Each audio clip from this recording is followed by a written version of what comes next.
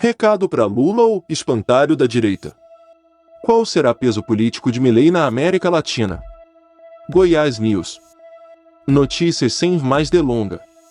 Vamos para a notícia. No YouTube. O economista libertário Javier Milei toma posse neste domingo, 10/12, como presidente argentino sem a presença do presidente Luiz Inácio Lula da Silva, a quem fez duras críticas durante sua campanha. Apesar de o argentino ter suavizado o tom contra o petista após sua eleição, o governo brasileiro será representado pelo ministro das Relações Exteriores, Mauro Vieira, algo raro, dada a importância da relação dos dois países. A cerimônia, ao mesmo tempo, será prestigiada por uma comitiva de representantes da direita brasileira, liderada pelo ex-presidente Jair Bolsonaro, de quem Milei é declarado admirador. Ambos já se reuniram em Buenos Aires na sexta-feira.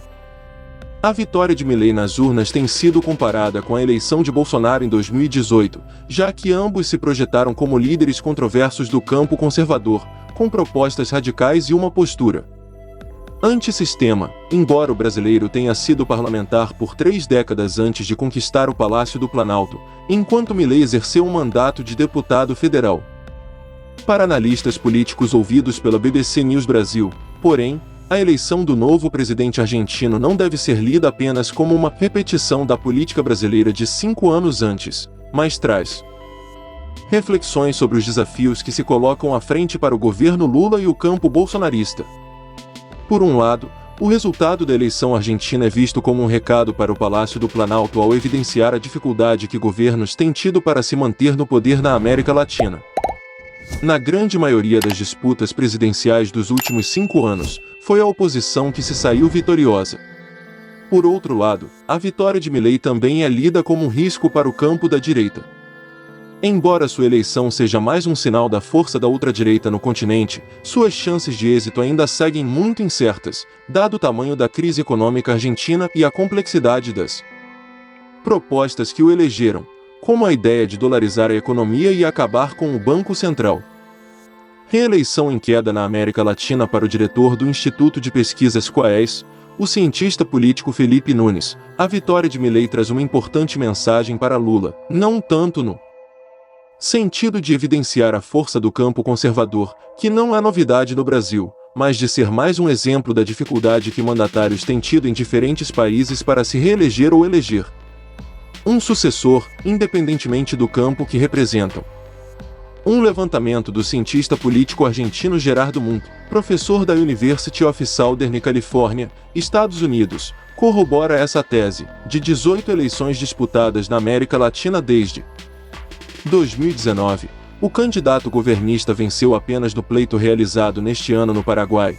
O país é um caso particular da falta de alternância de poder, já que o Colorado, partido de centro-direita, perdeu apenas uma disputa presidencial em 76 anos, quando Fernando Lugo venceu em 2008.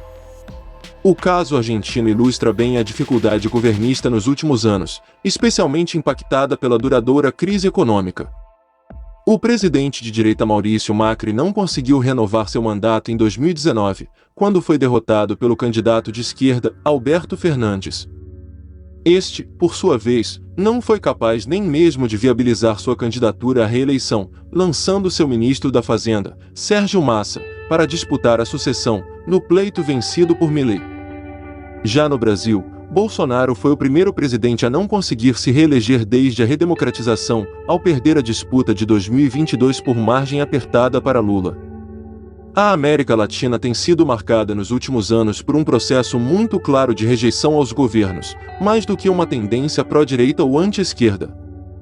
As pessoas estão cada vez mais insatisfeitas com a maneira como os governos estão operando, o que para mim é uma demonstração da crise da representação política que a gente vive no mundo todo, mas especialmente na América Latina, afirma o diretor da Quaes. Para Nunes, esse cenário vem com um desafio a mais no caso de Lula, devido à resiliência do campo bolsonarista. Na sua visão, a polarização da política brasileira está tão forte que se calcificou na sociedade, processo que ele analisa com o jornalista Thomas Trauman no livro recém-lançado Biografia do Abismo. Como a polarização divide famílias, desafia empresas e compromete o futuro do Brasil, as pessoas estão mais exigentes, estão cobrando mais dos seus governantes. E o alerta que fica para o Lula é de que, por um lado, essa cobrança, que é generalizada, também é brasileira, mas com uma nuance muito nossa que tem a ver com a tese da calcificação política que defendemos no livro, disse a reportagem. Se a gente está vendo na América Latina os governos sendo consistentemente não aprovados, por outro lado a gente vê no Brasil uma força muito grande do eleitor bolsonarista, há uma resiliência nesse sentimento antipetista que vai merecer muita atenção por parte do atual governo no Brasil, acrescenta. Na avaliação de Nunes, a vitória de Milei não é um elemento em si capaz de impulsionar a direita brasileira, mas o resultado da eleição americana de 2024 terá impacto relevante. Nos Estados Unidos, o líder da direita conservadora Donald Trump, do Partido Republicano, também não conseguiu a reeleição em 2020, quando foi derrotado pelo atual presidente, o democrata Joe Biden. O resultado, lembra o diretor da Quaes, foi fundamental para ditar uma postura mais dura do governo americano contra movimentações do campo bolsonarista de contestação ao sistema eleitoral brasileiro. Para algum de vocês, seguidores do canal, que tem interesse de fazer algumas compras, online nós temos 4 lojas parceiras, uma delas se chama Magalu Jorge Rafaela, loja americana, Submarino. Amazon, link logo abaixo da descrição, boas compras. Uma nova vitória de Biden ou outro candidato democrata, porém, está longe de estar garantida, com Trump ganhando apoio popular para disputar novamente a Casa Branca. O republicano, porém, ainda enfrenta acusações na justiça com potencial de impedir sua candidatura. Seja quais forem os candidatos, a eleição dos Estados Unidos vai ser decidida na margem. O resultado, sem dúvida alguma, tem efeitos e consequências sobre a política no Brasil, acredita. Então, uma vitória do Trump nos Estados Unidos, em 2024, acho que alimenta o sentimento de revanche no Brasil, porque já teve Milei vencendo. Na Argentina, tem outros candidatos de direita em países da América Latina. Por outro lado, uma vitória do Biden também acaba sendo um incentivo para a esquerda brasileira, avalia. Pesquisas de opinião têm mostrado que a gestão Lula enfrenta dificuldades para ampliar seu apoio, após a vitória apertada. Levantamento do Datafolha divulgado na quinta-feira, 7/12, mostrou que o petista terminou 2023 com 38% de aprovação dos brasileiros. Outros 30% da população consideram seu trabalho regular, e o mesmo número avalia sua gestão como ruim ou péssima. Para Nunes, as ações do governo Lula no primeiro ano focaram mais em consolidar sua base de eleitores do que em tentar conquistar o eleitor bolsonarista. Ele cita como exemplo o foco em políticas sociais como a ampliação do Bolsa Família e a retomada do Mais Médicos, que atendem a população de menor renda. O cientista político acredita que o presidente tem pouco espaço para conquistar 3 grupos que apoiam Bolsonaro: o eleitorado evangélico, o segmento ruralista e aqueles bolsonaristas mais radicais, com viés autoritário. Um quarto grupo, porém, seria mais suscetível a apoiar Lula, é o que Nunes e Trauma no livro chamam de empreendedores, uma classe média urbana que gera empregos.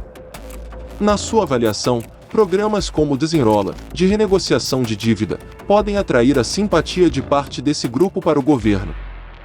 Milei pode ser espantalho para a direita. Apesar do furor do campo bolsonarista com a vitória de Milei, o professor de Relações Internacionais da Universidade Federal de Minas Gerais, UFMG, Davisson Belém Lopes vê o risco de seu governo ter um resultado negativo, a ponto de distanciar parte do eleitor brasileiro da ultradireita.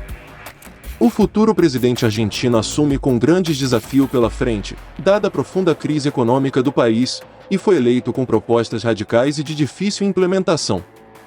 Entre suas promessas mais radicais e de difícil execução estão o fim do Banco Central e a dolarização da economia argentina. Durante a campanha, também sinalizou para um afastamento de Brasil e China, os 2 maiores parceiros comerciais do país. Após sua vitória, porém, Milei tem moderado o tom.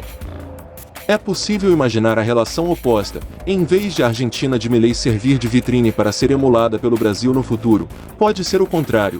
Milei pode ser um espantalho para a volta da ultradireita, pondera Belém. Para o professor da UFMG, os indicadores econômicos brasileiros serão um fator determinante para a eleição de 2026. Se o Brasil conseguir manter um bom rendimento da sua economia, boas condições socioeconômicas da sua população de modo geral, é difícil imaginar que a oposição no Brasil consiga se viabilizar e ganhar a eleição de 2026, disse. É claro, a oposição está bem estruturada, vai conseguir vitórias parciais no nível municipal, no nível estadual.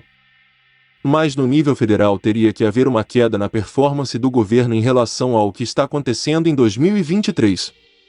Pode, mas nada indica que vai, acredita. Consolidação da ultradireita. Professora no Departamento de Política e Governo da Universidade Alberto Hurtado, em Santiago do Chile, a cientista política brasileira Thalita Santiago Tanchete vê a vitória de Milei como um sinal de consolidação das forças de ultradireita na América Latina. Se a eleição de 2018 do Bolsonaro ocorreu sobre um processo de ascensão da ultradireita na América Latina com um futuro ainda incerto, eu acho que a eleição do Milei já não é sobre ascensão, é sobre consolidação, na medida em que já existiram experiências de governo de direita em outros países da região, destaca. E, mesmo onde não foi governo, a ultradireita tem disputado a eleição e tem conseguido parcelas significativas do eleitorado, reforça.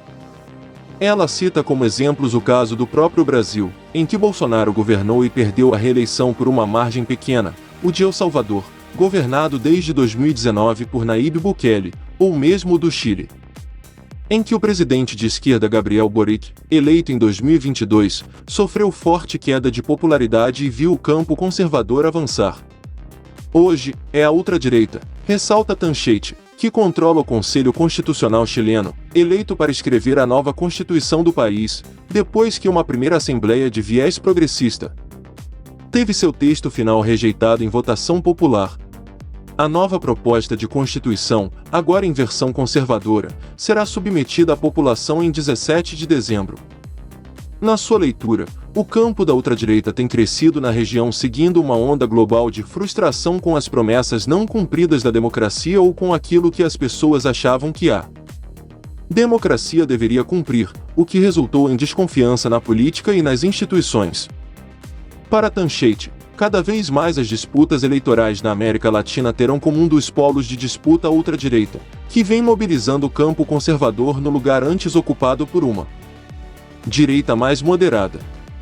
Na sua visão, o campo bolsonarista será competitivo na disputa presidencial de 2026, mesmo com Jair Bolsonaro impedido de se candidatar, após ter sido condenado pela Justiça Eleitoral. Já o campo de Lula terá mais força caso seu governo entregue resultados efetivos, especialmente para a população mais pobre, avalia. Reserve um momento para compartilhá-lo com sua família e amigos.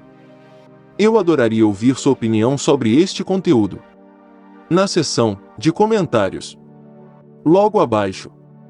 Até a próxima e obrigado por assistir. A ultradireita segue viva com uma presença importante na Câmara de Deputados, no Senado Federal, e com os governos estaduais de São Paulo e de Minas Gerais, os dois maiores colégios eleitorais do Brasil. O que está em aberto é quem será o líder desse campo político, em 2026, mas que eles vão ser competitivos não tenho nenhuma dúvida, prevê. Agora, a Lula e a esquerda cabe fazer um bom governo. Fazendo um bom governo, com benefícios especialmente para a população mais pobre, diminui as chances dessas aventuras acabaram sendo vitoriosas, avalia.